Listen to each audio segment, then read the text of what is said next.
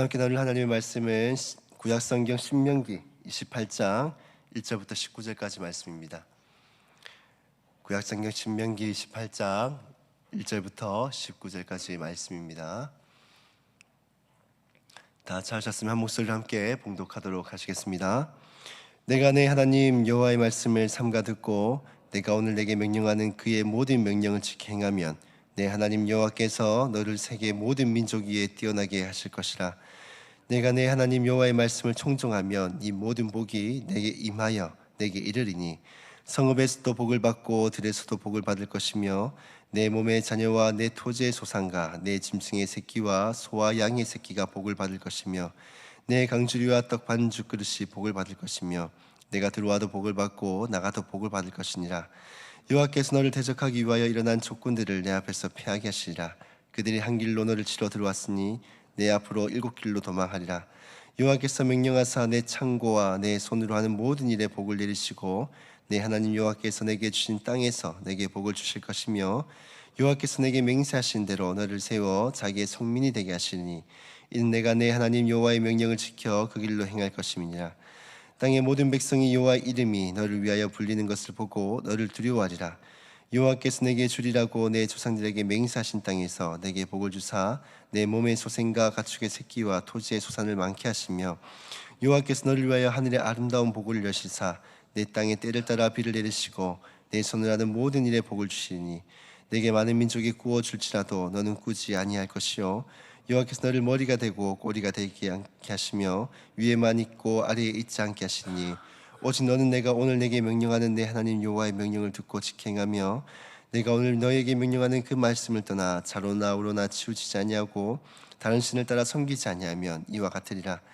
내가 만일 내 하나님 여호와의 말씀을 순종하지 아니하여 내가 오늘 내게 명령하는 모든 명령과 규례를 지켜 행하지 아니하면 이 모든 저주가 내게 임하여 내게 이를 것이니 내가 성읍에서도 저주를 받을 것이며 들에서도 저주를 받을 것이요 또 내 강주리와 떡 반죽 그릇이 저주를 받을 것이요 내 몸의 소생과 내 토지의 소산과 내 소와 양의 새끼가 저주를 받을 것이며 내가 들어와도 저주를 받고 나가도 저주를 받으리라. 아멘.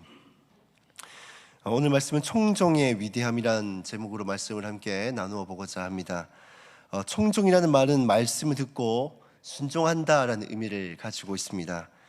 청종은 우리 성도들에게서 너무나도 익숙한 신앙의 덕목이기도 하고 또 너무 많이 들어서 식상할 수도 있는 가르침이기도 합니다. 하지만 그럼에도 불구하고 성경은 우리에게 끊임없이 청종을 강조하는 데는 이유가 있습니다. 왜냐하면 이 청종하는 삶 가운데 하나님이 우리에게 주시는 행복이 있기 때문입니다. 오늘 하루 다시금 청종에 대한 말씀을 들으면서 하나님의 말씀을 더 가까이 하고 순종함으로 사랑하는 저와 여러분들이 다 될 수 있기를 주님의 이름으로 축복합니다. 먼저 첫 번째로 청종이 위대한 이유는 바로 이 청종은 복의 통로가 되어지기 때문입니다. 2절 말씀에 보면 이렇게 말씀합니다. 내가 내 하나님 여호와의 말씀을 청종하면 이 모든 복이 내게 임하며 내게 이르리니 하나님 2절 말씀을 통해 말씀에 청종하기만 하면 모든 복이 내게 임할 것이다 라고 약속하고 계십니다. 2절 후렴구에 보시면 내게 이를 것이다 라는 말이 있는데 이 말은 그 대상을 향해서 쫓아가다 따라잡다라는 뜻을 가지고 있습니다. 즉 하나님께서 축복하려고 목적하신 그 대상은 이 복이 마치 그 대상을 쫓아가서 따라잡듯이 반드시 이 복이 임한다라는 것을 강조하고 있는 것입니다.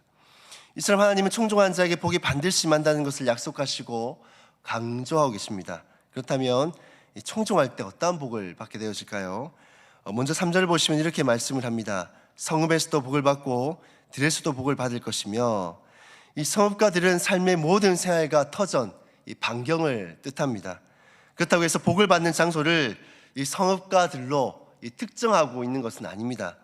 이 말씀의 진정한 의미는 성읍에 있든지 들에 있든지 어디에 있든지 간에 하나님의 축복이 우리의 인생의 모든 삶의 터전과 그 영역 가운데 임할 것이다 라는 뜻입니다. 그래서 우리가 하나님의 축복이 이 한계나 범위를 우리 스스로가 이것을 한계를 정하고 범위를 정하지 아니하도록 하나님께서 미리 말씀하고 있는 것입니다. 즉 하나님의 축복의 한계는 우리의 생각이나 상상을 벗어나는 어마어마한 축복이 우리의 인생 전체에 임한다라는 뜻입니다. 그리고 4절과 5절을 보시면 청종했을 때 하나님이 주신 그 축복에 대해서 조금 더 구체적으로 말씀을 하고 있습니다. 4절에는 내 몸의 자녀라고 말씀하고 있는데, 하나님의 말씀에 순종했을 때 태의 열매를 닫지 아니하고 이 태의 열매를 열어주시겠다라는 뜻입니다. 자녀는 우리가 잘 알고 있듯이 고대 사회에서는 하나님이 주시는 축복 중에 최고의 축복이 바로 자녀입니다. 하나님이 태의 문을 닫으시지 않겠다는 말은 최고의 축복인 자녀를 계속해서 생산할 수 있도록 은혜를 주시겠다는 것입니다.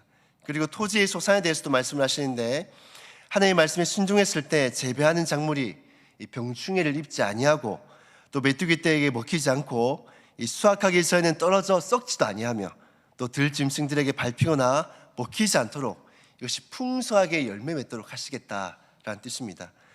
그리고 짐승의 새끼와 소와 양의 새끼가 복을 받는다라고 말씀하는데, 이는 뱃속에서 이 새끼들이 사산하지 아니하고 건강하게 태어나게 되며 이로 말미암아 더욱더 번창하고 소유가 많아지게 되는 것을 축복하고 있습니다. 그리고 5절 보시면 내 강주리와 떡반죽 그릇이 또 그 복을 받는다라고 말씀하고 있는데, 이 강주리는 열매를 추수할 때 사용하는 바구니를 뜻하고, 또 떡반죽은 밀가루를 반죽해서 바로 식히는 그릇을 뜻합니다. 이 강주리와 바구니가 복을 받는다는 뜻은 그들의 먹을 것에 부족함이 없이 하나님께서 날마다 우리의 인생 가운데 충분하게 공급해 주시겠다라는 것입니다. 뿐만 아니라 인생의 수호가 결코 헛되지 않고 풍족한 결과로 돌아오게 될 것을 약속하고 말씀하고 있는 것입니다. 그리고 다시 한번 더 6절을 보시면 내가 들어와도 복을 받고 나가도 복을 받는다라는 것을 말씀합니다. 이는 어떤 일의 시작과 끝을 모두 포함하는 이 총체적인 표현입니다. 즉 하나님께서 우리의 인생의 전체를 책임지시고 축복하시겠다는 것을 다시 한번 더 이 말씀을 통해 강조하고 계신 것입니다. 자, 여러분, 하나님의 축복은 이처럼 추상적이지 않습니다. 매우 구체적이고 현실적으로 우리에게 축복의 말씀들을 하고 있습니다.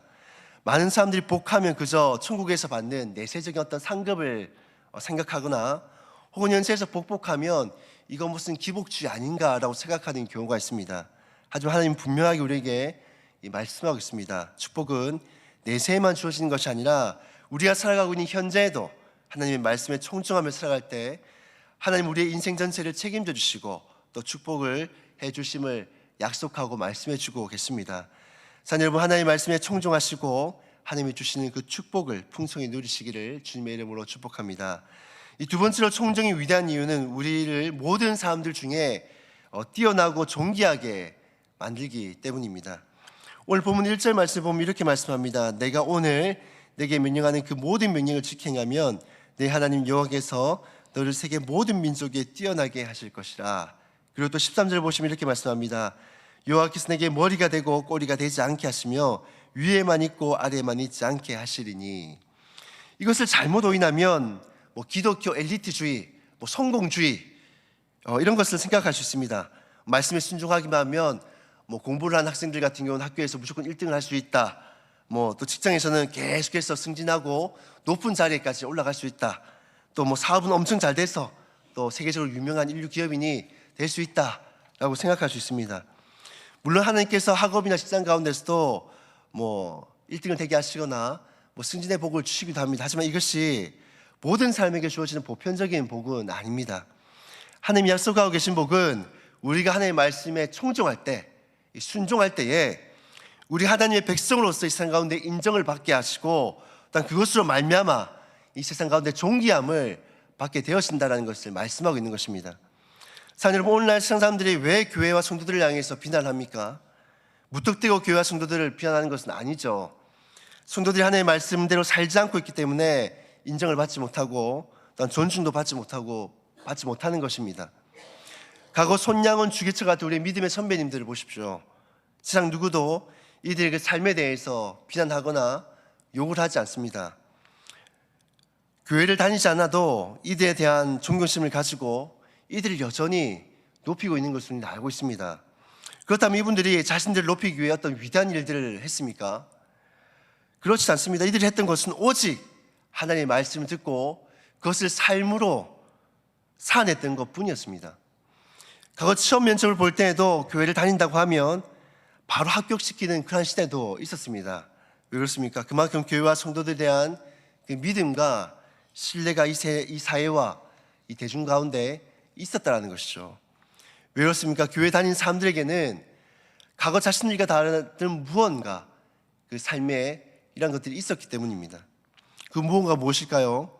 바로 하나님의 말씀을 사모하고 또 그것을 삶으로 살아내려고 하는 치열함들이 있어 왔기 때문입니다. 그렇기 때문에 사람들로부터, 이 사회로부터, 이 대중들로부터 인정을 받고 존중을 받을 수가 있었던 것이죠. 사실 여러분, 교회와 성도가 다시금 회복되어야 될 것이 무엇입니까? 말씀을 읽는 것이 부족합니까? 말씀을 공부하는 프로그램이 없어서입니까? 오늘날 성경 공부를 하는 좋은 프로그램들도, 교재들도 굉장히 많이 있습니다. 뿐만 아니라 우리 새벽처럼 이 통독을 들을 수도 있게끔 이런 프로그램들도 파일도 있습니다. 우리는 어찌 보면 말씀을 끊임없이 쏟아지고 있는 홍수의 시대를 살아가고 있습니다. 유튜브를 틀어도 나오고 또 교회 홈페이지를 들어와도 이 설교 말씀 언제든지 들을 수가 있습니다. 말씀의 부재가 오늘날의 이 시대를 만든 것이 아닙니다. 오늘날의 문제는 말씀의 부재가 아니라요, 우리의 삶에 하나님의 말씀이 없다라는 것입니다. 사실 여러분, 오늘날 세상 사람들은, 그리고 믿지 않는 사람들은 우리를 향해서 아우성치고 있습니다. 이러한 시대에 교회와 성도들은 이 믿지 않는 사람들에게 답을 내줘야 됩니다. 무엇으로 답을 할 수 있습니까? 그저 입술로만 복음을 전하는 것이 아니라 우리의 삶으로 하나님의 말씀을 살아내는 이 청종의 삶을 통하여서 그들에게 우리는 답을 해줘야 되는 것입니다. 그럴 때 하나님은 다시금 이 땅의 교회가, 그리고 성도들이 많은 사람들도 인정받고 존중을 받는 그러한 사람들로 이 세상 가운데 우리를 다시금 높여주시고 세워주실 것입니다. 우리 세상교회와 성도들이 하나님의 말씀을 청정함을 통해 가정에서나 직장에서나 이 세상에서나 인정받고 존중받는 그런 하나님의 사람들로 세워지기를 주님의 이름으로 축복합니다. 말씀을 정리하겠습니다. 청종이 위대한 이유는 우리에게 복을 주시는 복의 통로가 되기 때문이고, 또한 우리를 세상 가운데서 높여주시는 하나님의 축복이 이 청종하는 삶 가운데 있기 때문입니다. 그러므로 하나님의 말씀의 청종함을 통해 복을 누리는 저와 여러분이 다 될 수 있기를 주님의 이름으로 축복합니다. 말씀을 함께 기억하시면서 우리가 기도하며 나아갔으면 좋겠습니다. 첫 번째로는 이 청종을 통하여서 인생 전체에 하나님이 주시는 그 복을 온전히 누리는 삶이 되게 도와주시옵소서라 기도하시고요. 이 두 번째로는 이 청종을 통하여서 다시금 우리 교회와 성도들이, 또 우리가 세상 가운데 인정받고 존중받는 그런 삶을 살아갈 수 있게 도와주시옵소서. 그리고 주어진 기도 제목대로 기도하시고 개인의 제목으로 기도하신 후에 자유롭게 돌아가도록 하시겠습니다. 기도하시겠습니다.